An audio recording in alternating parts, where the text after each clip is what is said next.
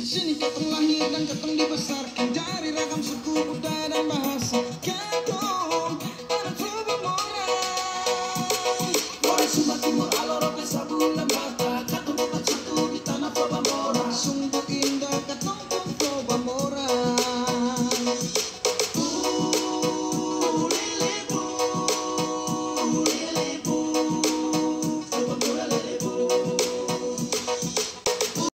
Perspektif 2805. Kita serukan bersama, hentikan perlakuan diskriminatif terhadap kelompok minoritas. Ini bukan soal kebencian terhadap kelompok radikal, tetapi mengenai kecintaan kita terhadap Negara Kesatuan Republik Indonesia. Demi Indonesia pula, kita hentikan semua perlakuan tidak adil dari kelompok mayoritas terhadap minoritas.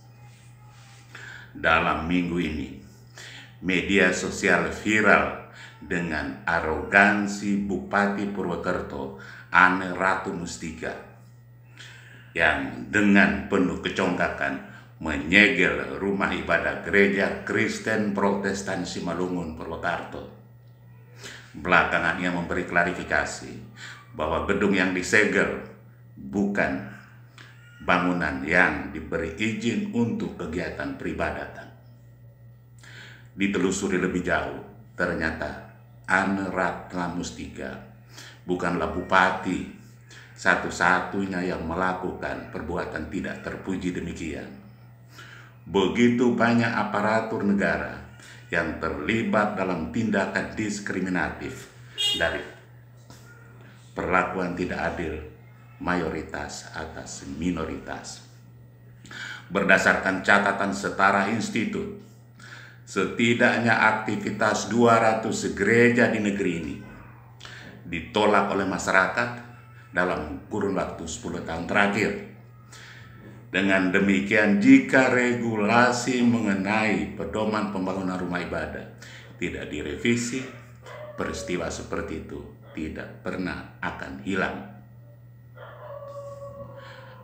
Beberapa gereja yang disegel dalam beberapa tahun terakhir dapat kita sebutkan di sini.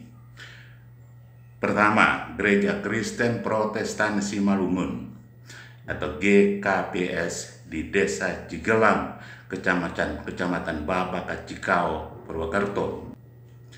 Berikut ada 3 gereja di kota Jambi, yaitu Gereja Metodis Indonesia Kanaan Jambi, Gereja Sidang Jemaat Allah Simpang Rimbo, dan Huria Kristen Indonesia Simpang Rimbo.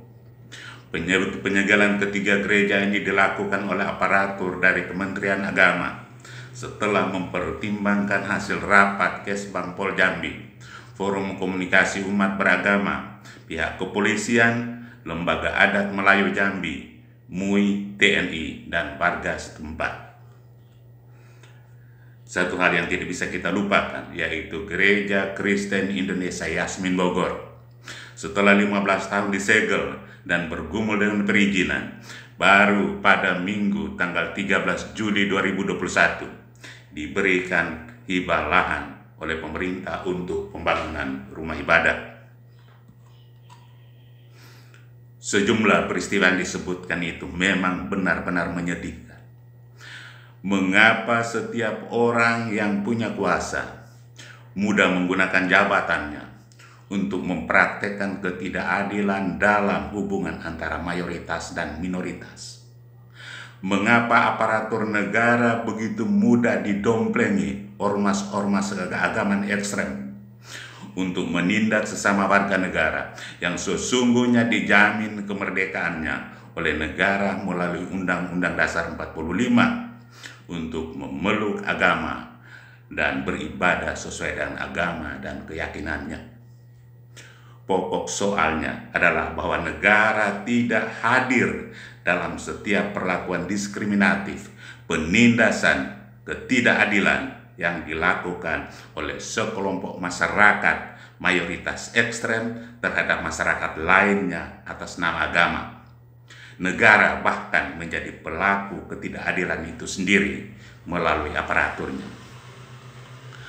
lahirnya surat keputusan bersama antara Kementerian Agama dan Kementerian Dalam Negeri yang memberi syarat khusus tentang pembangunan rumah ibadah sebagaimana terkandung pada pasal 14 ayat 2 menjadi bentuk legalisasi dari intoleransi dan menguatkan kealpaan negara. Sebagaimana ditegaskan di sana, bahwa pemberian rumah ibadah harus memenuhi persyaratan khusus meliputi 1. Daftar nama dan kartu tanda penduduk pengguna rumah ibadah paling sedikit 90 orang yang disahkan oleh pejabat setempat. 2. Dukungan masyarakat setempat paling sedikit 60 orang yang disahkan oleh desa atau kelurahan. 2 persyarat ini adalah perampokan terhadap kemerdekaan. Pasal ini bertentangan secara diametral dengan pasal 29 ayat 2 Undang-Undang Dasar 45 yang menjamin kemerdekaan warga negara untuk memeluk agama dan menjalankan ibadah berdasarkan agama dan keyakinannya.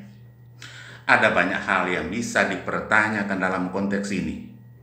Pertama, jika jumlah pemeluk agama yang dipersyaratkan 90 orang itu tidak tercapai, apakah mereka juga kehilangan hak untuk menjalankan ibadah berdasarkan agama dan kepercayaannya? Kedua, mengapa kemerdekaan warga negara yang dijamin oleh Undang-Undang Dasar justru diserahkan kembali implementasinya pada 60 orang warga sekitar lokasi pembangunan rumah ibadah?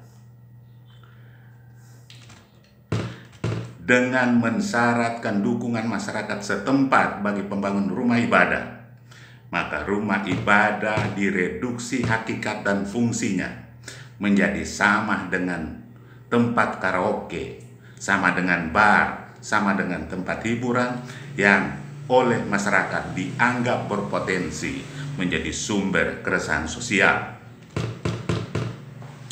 Bahwa adanya pelaksanaan ibadah di rumah penduduk, di ruko, di jalan, di gudang, di pasar, dan di tempat manapun karena sulitnya perizinan yang dilakukan oleh aparat pemerintah. Agar negara ini bisa bertindak lebih adil terhadap warganya dalam konteks pembangunan rumah ibadah, maka surat keputusan bersama ditinjau kembali atau bahkan dicabut. Masalah izin mendirikan bangunan berpedoman pada tata ruang, pada peruntukan lahan dan aturan lain yang berlaku. Semua umat beragama, khususnya yang minoritas, sangat berharap agar perlakuan diskriminatif, kebencian yang tak beralasan segera dihentikan. Jadikan Indonesia sebagai rumah bersama, sebagai negara yang menjunjung tinggi martabat kemanusiaan. Toleransi adalah sikap hidup yang harus dirawat, bukan diperangus. Inilah seruan kita. Pemerintah harus hadir untuk menengahi berbagai pertikaian yang sesungguhnya merupakan pelanggaran hak asasi manusia. Perspektif 2805, merenung lebih mendalam, melihat lebih jernih. Salam.